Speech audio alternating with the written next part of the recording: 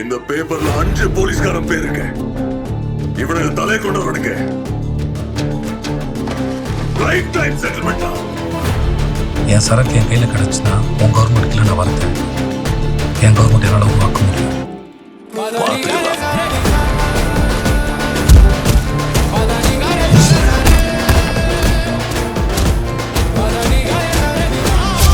ஜெயில இருந்து பரோல்ல வந்த ஒரு கைதி, அவன் பேரு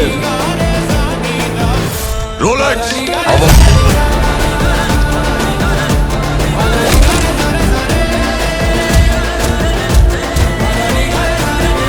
பார்த்திபனா இருந்தா 4 பேர் போனோம். ஆனா அதுவே லியோவா இருந்தா நம்ம மொத்த ஊரே போனாலும் பத்தாது.